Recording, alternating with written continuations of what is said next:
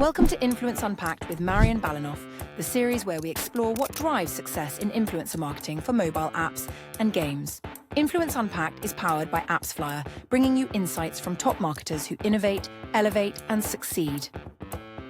So today I'm joined by Max, influencer and partnership manager at Twin Harbor, which used to be Bytro Labs. Hi, Max. Thank you very much for joining me. Thank you so much for having me. It's actually a great opportunity to be here. So thanks so much. Amazing. Thank you for taking the time and thank you for preparing this and answering all of my questions. So let's get started. Can you tell us a little bit about yourself? What's your journey in marketing and how did you end up doing influencer marketing? Sure. So I'm Max. I started out 7 years ago at Bytro Labs, back then as account manager, mostly for our RevShare-based partner portfolio. That was a mix from gaming portals, media portals, and like a couple of TV stations, etc. And my main objective was basically to grow the revenues and also the registrations coming from those partners. And yeah, that's how I started here at Bytro Labs. And from there, I then tried to raise my share in overall contribution in our team success and also the overall marketing spend.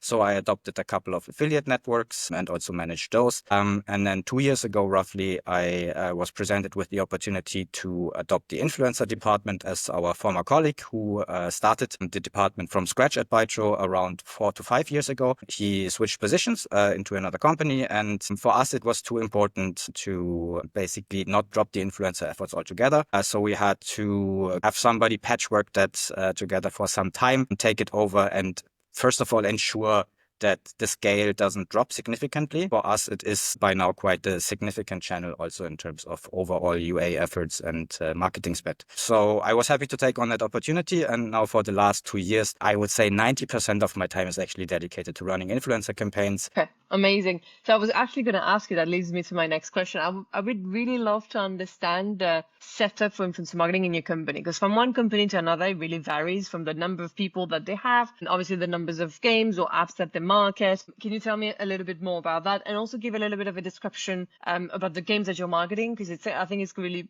important for people to understand, as it's going to differ from other guests I might have had in the past. So yeah, let's start with the games. I think they are actually quite unique. They are not your average casual or even your average strategy game. So we do have a portfolio of a couple of cross-platform strategy games, which are all set in different World War scenarios. That's kind of our thing. And they distinguish themselves mostly by very slow-paced gameplay. So everything happens in real time, and also travel times, etc., will be very similar to travel times in the real world, which we use then for monetization, obviously, time skipping, etc.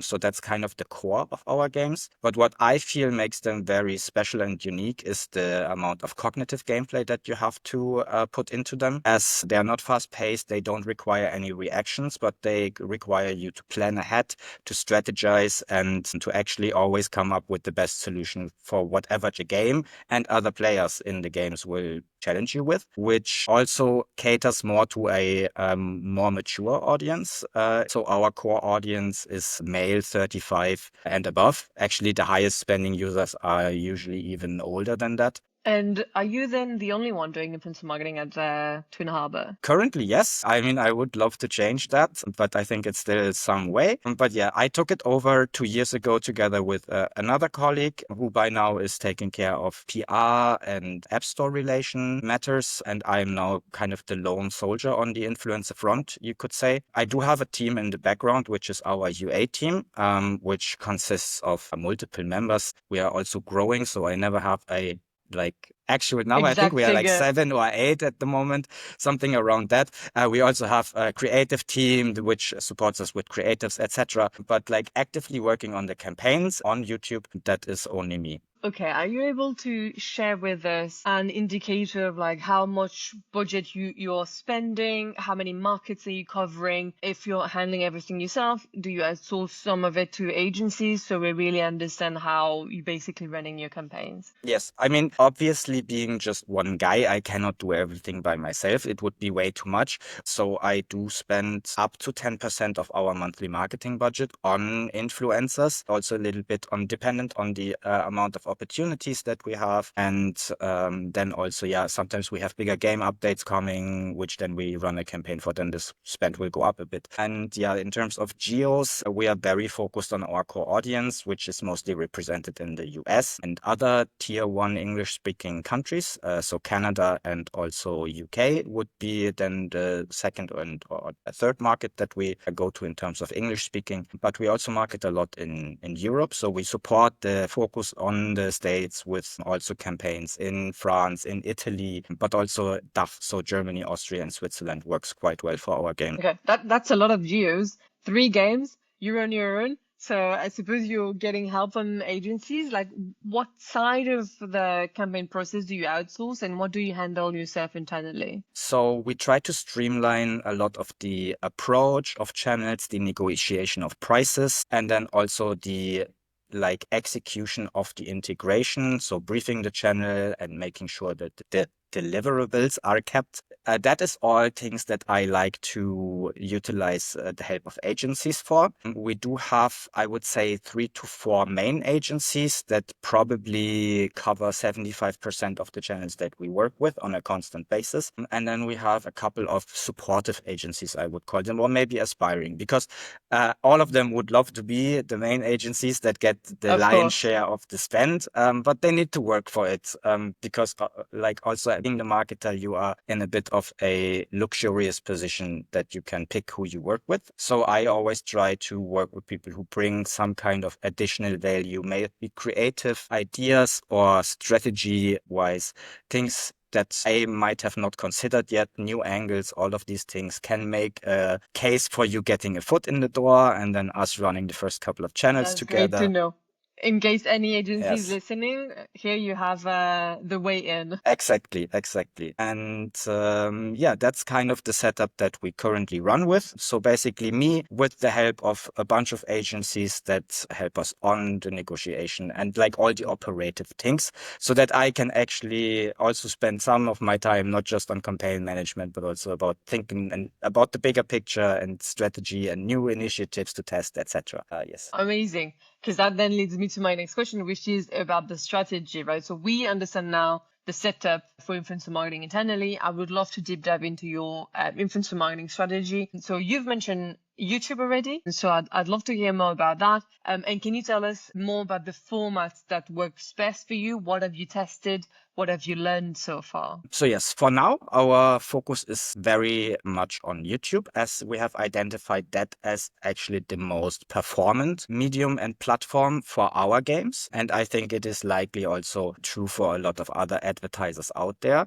I think the second native platform which comes to mind is Twitch. Unfortunately, by nature of our games being, as I mentioned, quite slow. For us, that has still been a challenge to really find the secret sauce for Twitch to unlock that. But we are testing and getting there. And I really have the ambition to also grow Twitch to hopefully the same size of YouTube in terms of what we can do there, how many streamers we work with. But yes, that's kind of our current focus is very much on YouTube. We did a lot of exploration in the beginning, especially when we started working with influencers on YouTube to kind of identify where do we find our target audience, where can we market in a profitable way. And by that, we had to test different verticals, different audiences to step by step find our way to what works for us. And I would also recommend that for anyone out there who maybe is looking into starting influencer marketing or maybe has not found their best way yet, is actually invest into a good testing time frame where you generate the insights which will help you a lot later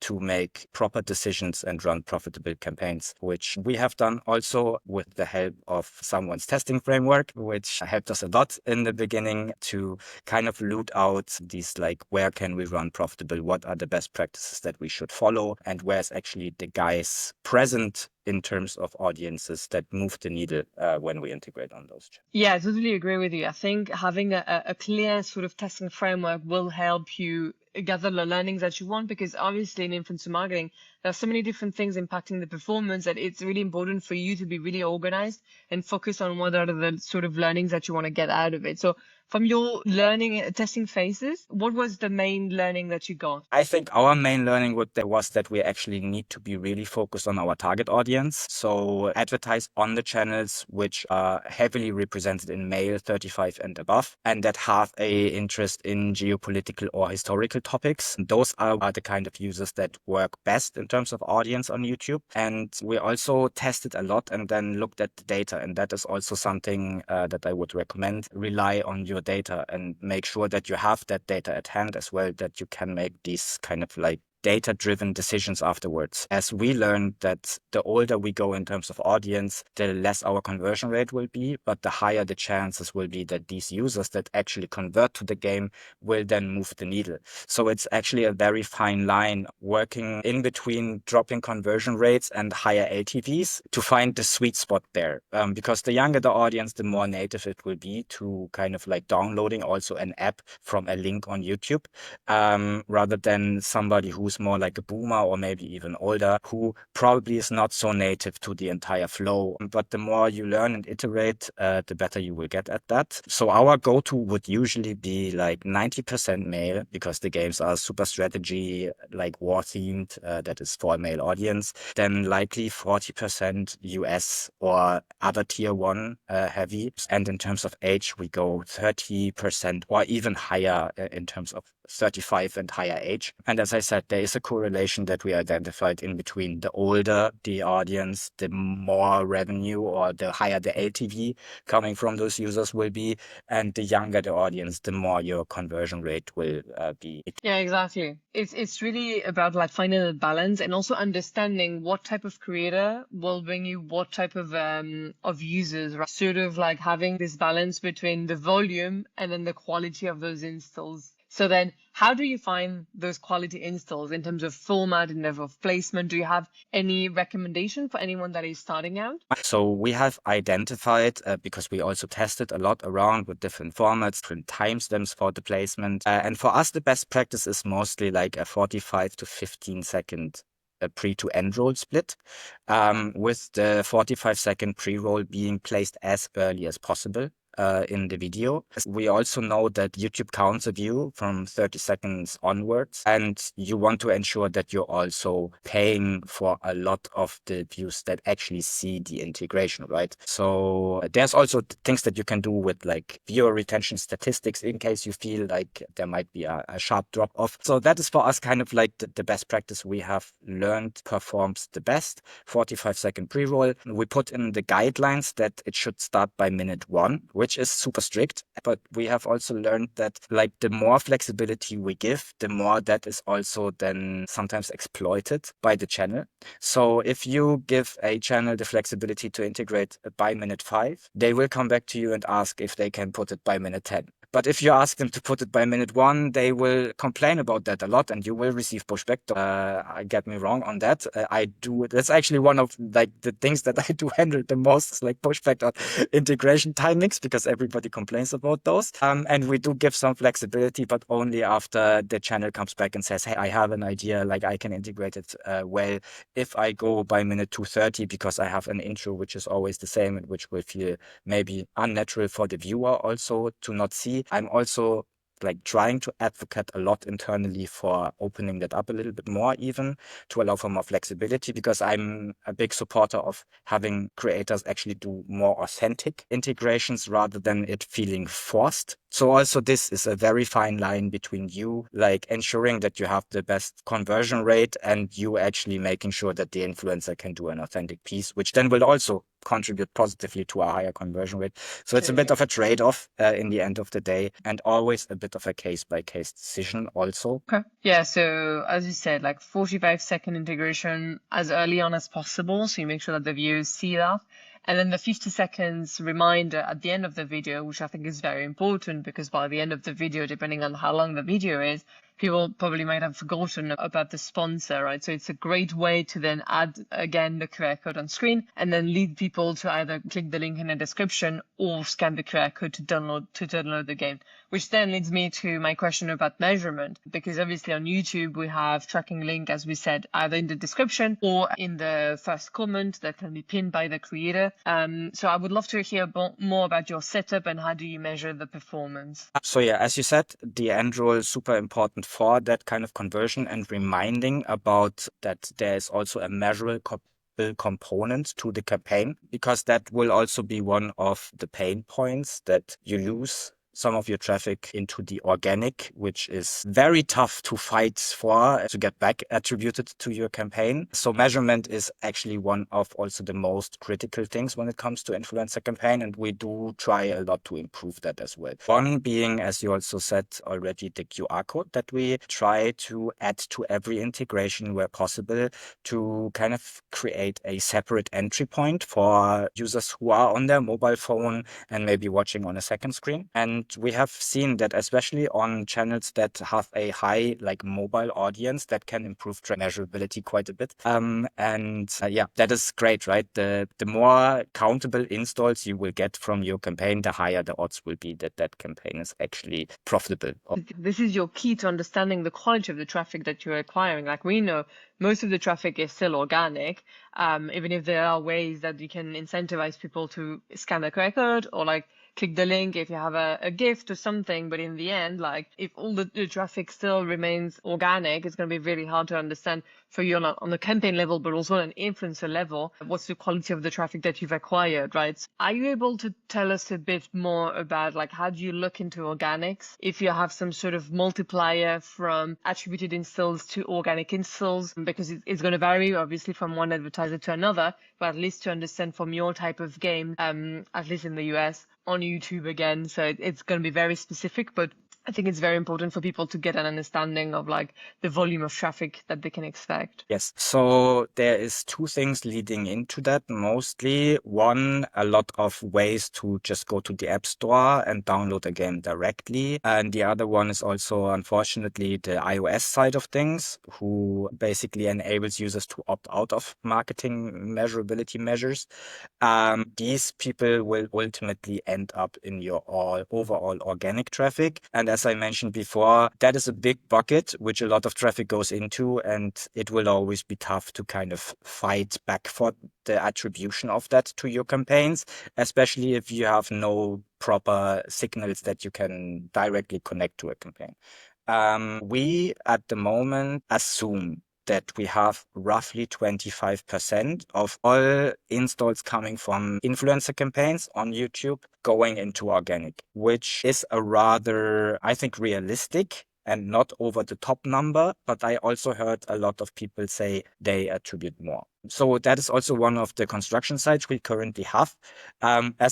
It is a very easy way if you manage to get that buy-in also from the analytics perspective to reattribute some of the organic traffic to your campaigns is the easiest booster to your campaign profitability, right? Because organic traffic is always very valuable and performant. Clearly.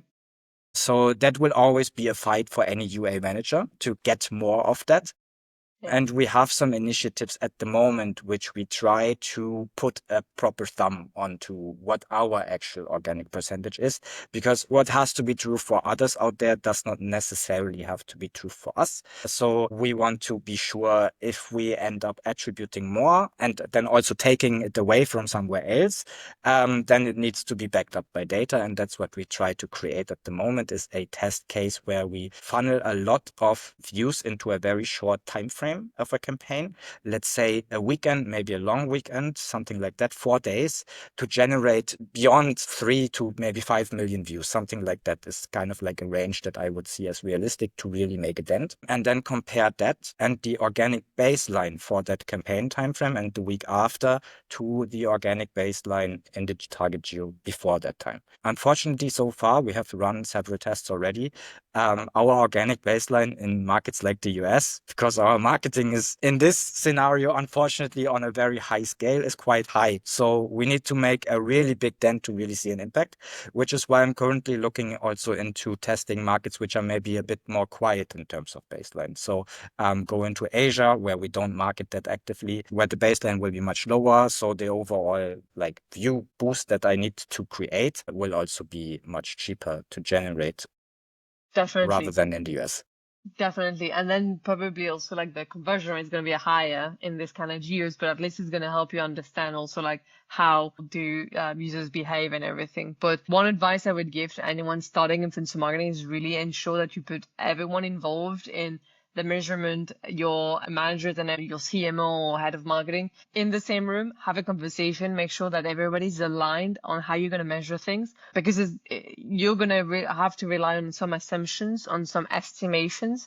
And so it's really important that, as we said, like everybody's aligned, because you are estimating 25% more traffic being organic. I've seen some campaigns where it's 50%. I've seen some campaigns where it's 75%. So this is going to really vary depending on the game that you have and the type of campaigns that you have. But it's important that you run several campaigns following this methodology of like measuring the organic impact in order to understand how stable this sort of multiplier from installs that are directly attributed through the link to organic is behaving. But thank you very much for sharing your thoughts on that and how you do things at Twin Harbor. And that sort of leads me to the next question, which is around, because you do run campaign towards profitability. One of the main factors for profitability is obviously how much you pay the influencers. Yes. There are loads of different ways to pay the influencers. You can pay them a flat fee, you can pay them on a CPM basis, you can sometimes even pay them on a hybrid model. I would love to hear how you're doing things that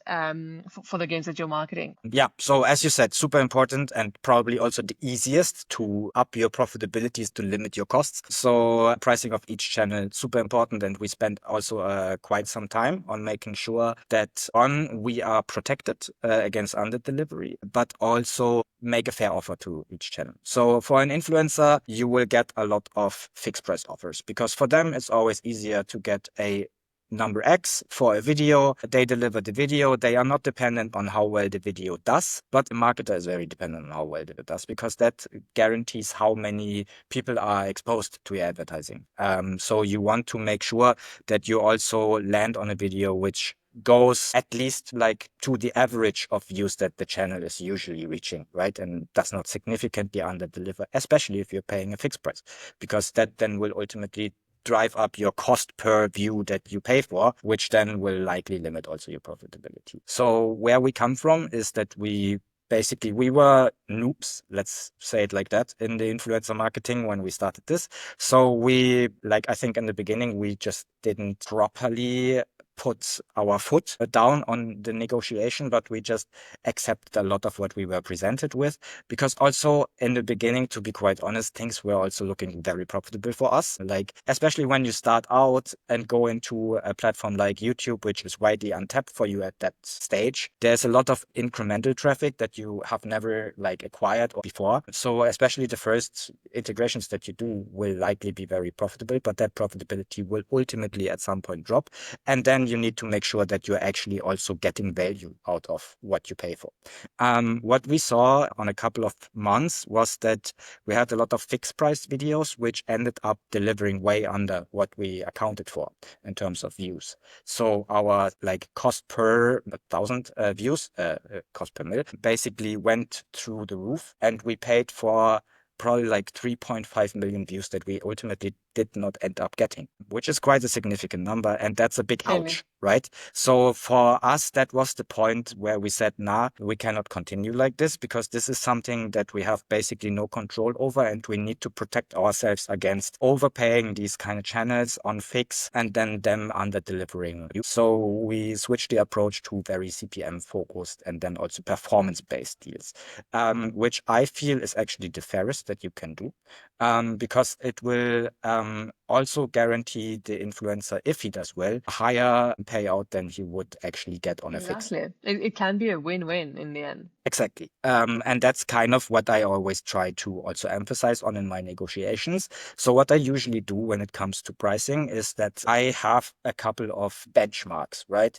That I know work well and are achievable for our games to also like monetize the investment back. So these are actually for the US, we don't go beyond a CPM of like 25 USD. And we always try to basically give the influencer an incentive to do well as well. So what I try to structure my deals like is I approach the influencer, I look at his average views, and then I go between 20 to maybe ultimately 50% above those. And that's where I put the max cap, like the view stop, to also protect us against like virality, right? Because a Very video can important. go viral and all of a sudden you have a channel that you planned for maybe 2 to 300,000 views and he makes 3 million and you have to pay for every 1,000 views of that. All of a sudden your budget will explode from a couple of €1,000 to like a 6-digit number maybe, which It happened to then, me at the beginning. So oh let me wow, tell you, it was it's a nightmare. Yes, I bet. So that's why it's always important to kind of install these caps to also protect yourself from things going just overboard and that's the reasoning that we put behind it. Because some people would say, well, that's unfair. You protect yourself against under delivery, but you don't really give the opportunity for them to really make the big cash out.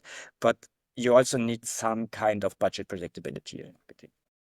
I think it's a great advice. And in terms of like structure for people who've never done this type of deal, so usually you would agree on a attribution window. It can be 7 days, it can be 30 days. I think 30 is going to be more or less the average. As you said, a maximum cap to protect yourself in case the video ends up getting millions of views. Some influencers might even ask for some minimum guarantee in terms of, okay, I want the minimum fee to be this much, at least to cover for the time they spent working on the integration and on their video, which I think is fair.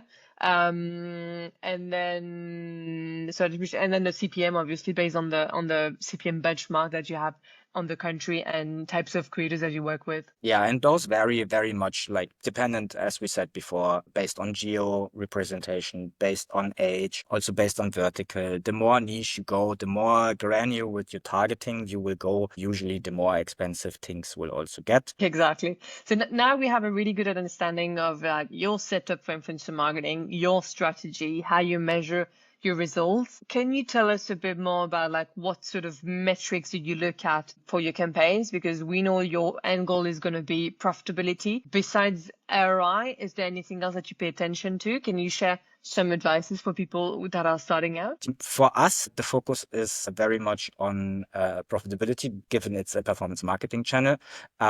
So ultimately, we want to, best case scenario, make more than we invest. So F revenue would be the main KPI that I look at. But there's also different things that can show potential in a channel. So I would not only connect a successful integration to that being profitable, but you can also already see some signals, right? Maybe a channel has slightly under-delivered in views, but still managed to generate a like good number of pay users and maybe even one whale, which could indicate that you have found a good pool of potential users, but maybe you have not gotten the proper exposure for that. So also these things you can take into account, and I would not ultimately drop a channel just because the first integration was just under profitable. So it's not only revenue, that's what I kind of want to say, even though for us it's a performance marketing channel. And also for us, there have been some challenges in the last year, especially like marketing over a long time in the same vertical and the same niche. You will face some saturation effects, especially with the same channels, renewing that all over. And especially with those channels, you then need to look also for a different value rather than plain profitability, which might drop. So what we are currently investigating, and that is actually one of the things that I feel is still very much underestimated, is that we have the suspicion, let's say that a very big influencer push can also have a positive impact on your cost per acquisition on other channels. So let's say and that's It's what a we good already, suspicion. yeah, It's a good suspicion. I that's don't what, have the numbers to back it up, but I know it's something that I've observed with other games as well. Okay, well, then we are onto something, and I will definitely emphasize once more with the team that we should put more focus on this. But yeah, what we are currently trying to do, and that we are aligning with also a couple of other initiatives, like on the organic overspill testing side, etc. But what we are trying to do is like focus our efforts like into a very dedicated time frame, like 2 to 3 days, and by that, then hope that we see an effect on different marketing channels that the UA team is actively working on. When you get to the end of that investigation, I would love for you to reach out to me on Slack and let me know your findings, because I think it's one added incentive of like doing influencer marketing that is definitely overlooked by many marketers. So Sure, maybe it's even a topic for another episode. exactly, 100%. Exactly. I think it's going to be very interesting for many people.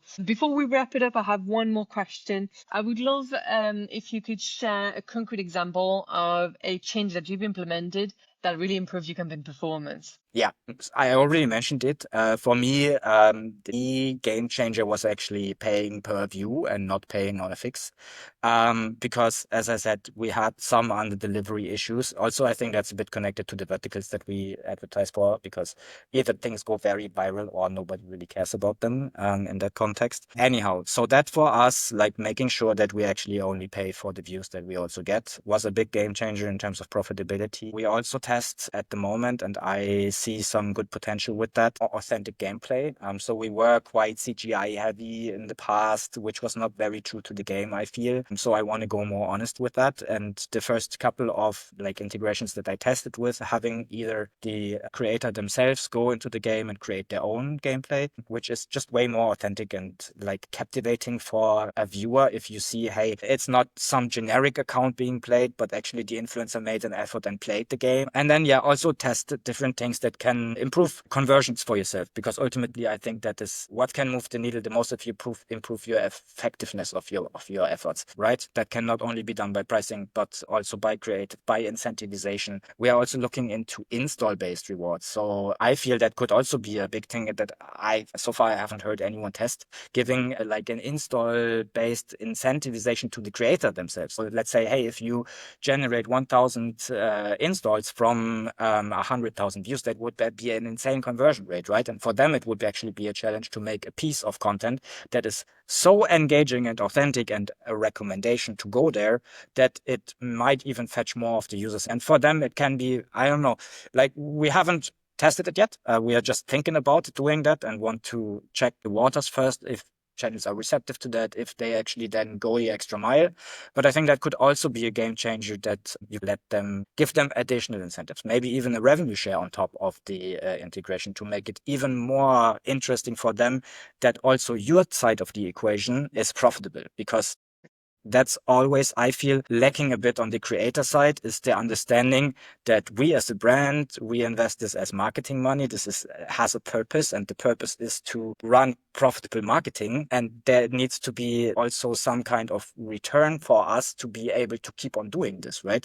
It's probably my biggest fight when it comes to influencer marketing and prices, and it's exactly what I'm talking about with so many agencies. But the fact is, they get so many opportunities of like sponsored content from so many brands, which some of them are not even looking into performance, so they're paying like really inflated prices, and in the end, they don't even have to think, for some of them at least, about like long-term sponsorship with certain brands. But it's really, I think, still important to mention that to creators and to agencies, and put on the table the possibility of like having a long-term partnership, because in the end, still, it's going to be more interesting for them, for the brand, but also for the audience, because it means like the content that they're producing is going to be much more valuable and interesting for them. So totally agree with you on that. We'll have to follow up on that conversation in the next episode that we record together once you have more findings. All right, let's wrap it up with a quick fire round of questions where I would love to hear your insights, top of mind, in a sentence or two, okay? Yes, sure.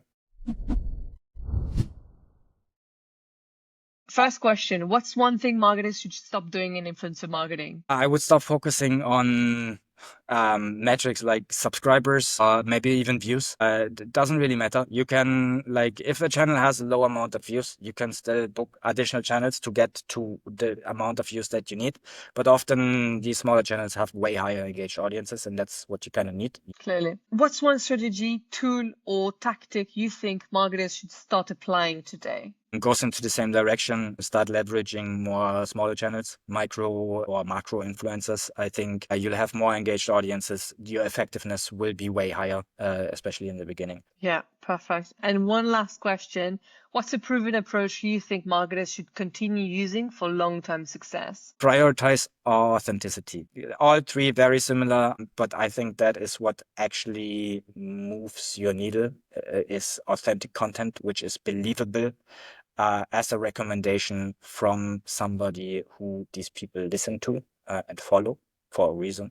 So yeah, instead of reach, go for authenticity. Okay, perfect. Well, thank you very much, Max, for sharing all of your knowledge about influencer marketing. Where can people find you and learn more about your work? First of all, thank you also for having me. It's been a pleasure, actually. And like, I didn't think I would enjoy it that much. So it's super cool. Yeah, you can find me on LinkedIn. You can also email me to Maximilian.Weber@stillfront.com. But yeah, I recommend LinkedIn. We are currently in a rebranding phase, so everything is still quite hectic and chaotic. I get a lot of emails, it will be more dedicated, I think, if you just message me on it. And I'm also sometimes at conferences, so in case you spot me on an attendee list somewhere, feel free to reach out. Always happy to connect. Amazing. All right, perfect. Well, that's it for today's episode of Influence Unpacked. If you found this helpful, don't forget to like, share, and follow for quick, actionable tips on influence marketing for mobile apps and games. And if you're looking to dive deeper, check out the guide that I wrote with AppsFlyer. It's on AppsFlyer website. It covers everything from setting up your first campaign to best practices and tools to measure your success. You'll find the link in the post, and see you next time.